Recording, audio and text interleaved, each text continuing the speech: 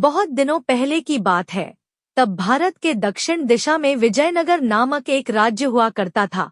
उस राज्य के राजा कृष्णदेवराय हुआ करते थे।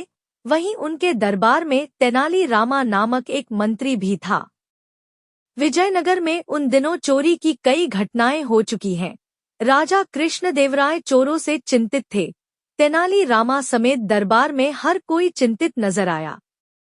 उस शाम जब वह तेनाली रामा दरबार से अपने घर वापस आया तो उसने देखा कि उसके बगीचे में कुएं के पास बड़े आम के पेड़ के पीछे दो आकृतियां छिपी हुई हैं। अब उसे ये भली भांति मालूम पड़ गया था कि ये कोई और नहीं बल्कि वही चोर हैं। उसने उन चोरों को सही सबक सिखाने के बारे में सोचा। वह घर पहुंचकर अपने पत्नी के साथ जोर जोर से बातें करने लगा, जिससे कि वो चोर लोग उनकी बातों को सुन सके। वह अपनी पत्नी से कहने लगा, हमारे गहने घर पर रखना सुरक्षित नहीं है।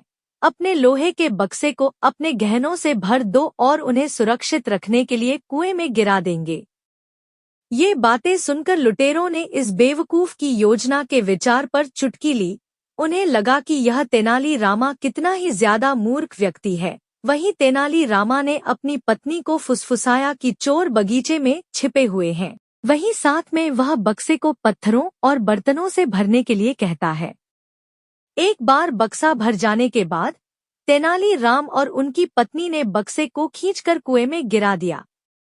यह यहाँ सुरक्षित रहेगा, उसने अपनी पत्नी को जोर से कहा।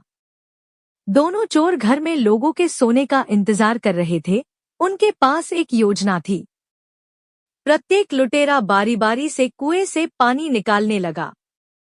उनका उत्साह जल्द ही थकान में बदल गया और उन्होंने थोड़ा विश्राम लेने का फैसला किया। तभी पास ही किसी ने कहा, बस इतना ही, बगीचे में पानी भर गया है। तुमने दिन के लिए अच्छा काम किया है। अब मुझे बगीचे में पानी भरने की जरूरत नहीं पड़ेगी। लुटेरों ने जब इधर उधर देखा तब उन्हें तेनाली रामा पीछे फावड़ा और डंडा पकड़े हुए दिखा। उसे देखकर वो चौंक गए। वो उठे और भाग गए। कुछ समय बाद विजयनगर के लोगों ने किसी लूट की शिकायत नहीं की। कहानी की सीख।